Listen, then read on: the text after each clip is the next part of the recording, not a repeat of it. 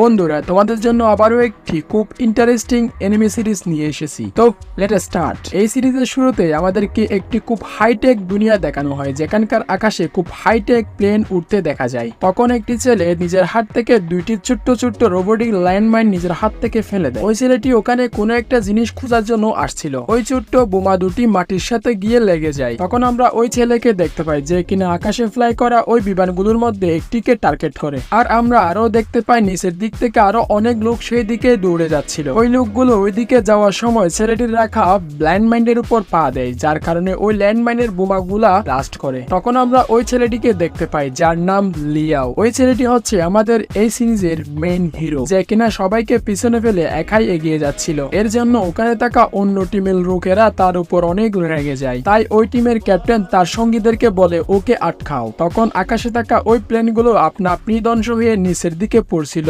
যেখানে অনেক মূল্যবান জিনিস ছিল। সেদিকে লিয়াও খুব তাড়াতাড়ি এগিয়ে যায়। তখন পিছনের টিমটা বলে লিয়াও তো অনেক বেশি স্মার্ট। তখন লিয়াও ওই প্লেনের ধ্বংসাবশেষ থেকে অনেক কষ্ট করে বেঁচে এগিয়ে যাচ্ছিল। আর তখন তার একটি রোবোটিক ছোট্ট ডিভাইসকে অর্ডার দেয়। তখন বলে লিটল ব্ল্যাক, আমাকে তাড়াতাড়ি সাহায্য করো। তখন লিটল ব্ল্যাক সামনে চলে আসে এবং লিয়াওর সামনে থাকা সমস্ত বাধা বিপত্তিকে ছিঁড়ে সামনের দিকে চলে যায়। এখন আমরা দেখি লিটল ব্ল্যাকের স্পিড সত্যি অনেক বেশি। প্লেনের ধ্বংসাবশেষের কারণে পুরো জায়গাটি ঝাঁপিয়ে যায় এবং লিটল ব্ল্যাক তাদের হিরোকে ওখান থেকে বাঁচিয়ে নিয়ে আসে। তখন লিয়াও দেখে আরো একটি প্লেন থেকে কিছু জিনিস পড়ছিল, যেখানে একটি খুব ইম্পর্টেন্ট জিনিস ছিল। তখন লিয়াও ফ্লাই করে ওই জিনিসটি ক্যাচ করে নেয়। এই জিনিসটি হলো তার সেই ইম্পর্টেন্ট রিসার্চের জিনিস।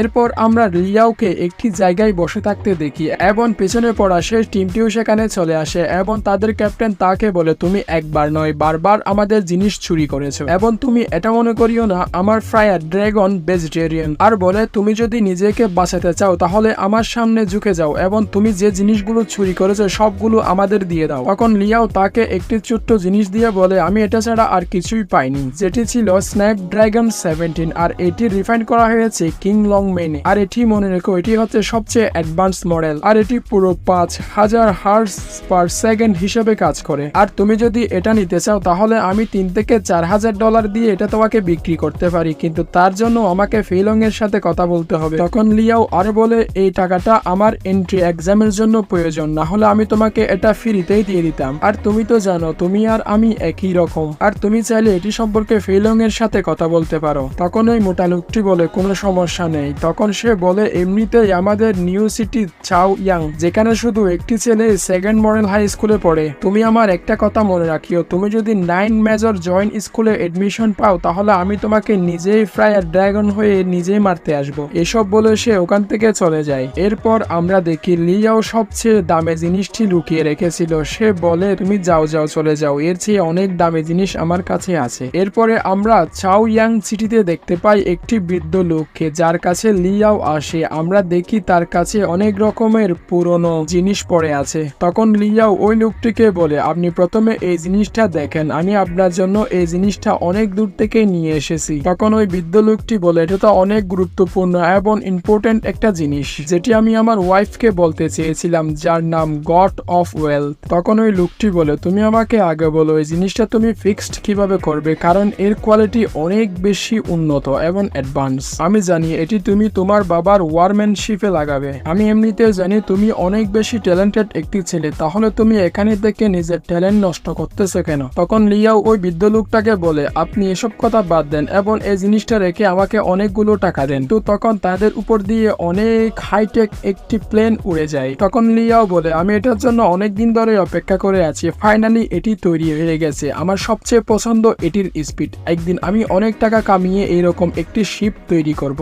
তখন বৃদ্ধ লোকটি ওই জিনিসটার জন্য $9,500 ট্রান্সফার করে দেয়, কিন্তু লিয়াও মাত্র $9,000 নেই আর বলে $500 আপনি দাদিমাকে দিয়ে দিয়েন, আমি এটা চাই না বৃদ্ধ বয়সে আপনারা কোনো সমস্যায় পড়ুন। তখন বৃদ্ধ লোকটি বলে আমি জানি তুমি আমাদের নিয়ে অনেক চিন্তা করো, আমি এটাও জানি তোমার বাবা আর জীবিত নেই। তোমার বাবা যখন জীবিত ছিল তখন তোমাকে নিয়ে অনেকগুলো স্বপ্ন দেখতো, তাই তোমাকে ভালোভাবে এক্সাম দিয়ে নিজের ভবিষ্যতের লেখাপড়ার দিকে চিন্তা করা উচিত। তোমার কোনো দরকার নেই ওই আবর্জনা থেকে জিনিস কুড়িয়ে আনার আর ফায়ার ড্রাগনের মতো এদিকে ওদিকে ঘুরে বেড়ানোর। আমি জানি তোমার টাকার দরকার, তোমার স্পিরিচুয়াল রুটকে ডেভেলপ ডেভেলপ করার জন্য। তখন ওই বৃদ্ধ লোকটি বলে, তোমার যদি টাকার দরকার হয় তাহলে কোনো চিন্তা ছাড়াই আমার থেকে টাকা নিতে পারো। তখন লিয়াও বলে, আমি এটি জেনে খুশি হয়েছি যে আপনি কিছু টাকা লুকিয়ে রেখেছেন, আর আমি আরো বেশি খুশি হব যে আপনি যখন একজন কি ট্রেনার হবেন। আমার স্বপ্ন আমি আপনাকে একজন কি ট্রেনার হিসেবে দেখব। তখন লিয়াও ওখান থেকে চলে যায়। তখন ওই বৃদ্ধ লোকটি ভাবে, এই বাচ্চাটিও আমাকে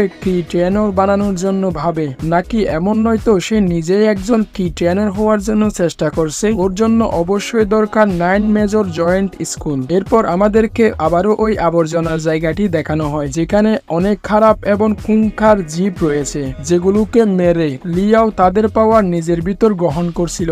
এরপর ওখানে থাকা অন্য বিস্ট গুলো লিয়াও এর উপর অ্যাটাক করে দেয়, আর লিয়াও সেখান থেকে পালিয়ে যেতে থাকে, কারণ ওখানে বিস্টের সংখ্যা অনেক বেশি বেড়ে গিয়েছিল। তখন লিয়াও তার রুট পরিবর্তনের সিদ্ধান্ত নেয় এবং এর সাথে সাথে ওই পদ্ধতি অবলম্বন করে ওই বিস্ট গুলোকে মারতে থাকে এবং তাদের শক্তি নিজের ভিতর গ্রহণ করতে থাকে। তখন সেখানে অনেকগুলো 2 হেডেড বিস্ট চলে আসে, যেগুলো একসাথে লিয়াও এর উপর অ্যাটাক করে দেয়। এই বিস্টের সংখ্যা এত বেশি ছিল যে লিয়াও এদের সাথে ফাইট করে পারছিল না, তাই সে নিজের পাওয়ার ব্যবহার করে একটি শিল বানিয়ে নেয় এবং ওই শিলের সাহায্যে ওখান থেকে পালিয়ে যেতে থাকে এবং তার তরবারির সাহায্যে ফাইটও করতে থাকে। কিন্তু ওই বিস্ট গুলো কমার কোনো নামই নিচ্ছিল না। ধীরে ধীরে ওই বিস্ট গুলোর সংখ্যা আরো বাড়তে থাকে। এরপর আমাদেরকে একটি একাডেমির মতো জায়গা দেখানো হয়, যাদের মেশিনে অনেক বেশি এনার্জি ডিটেক্ট করে ফেলে, যার জন্য তারা চেক করে এত এনার্জি আসলো কোথা থেকে। আর তারা বলে, এক্সাম সিস্টেমে কোনো সমস্যা হয়ে যায়নি তো? এবং আমরা এখনো লিয়াওকে ওই বিস্টদের সাথে ফাইট করতে দেখতে পাই। ওখানে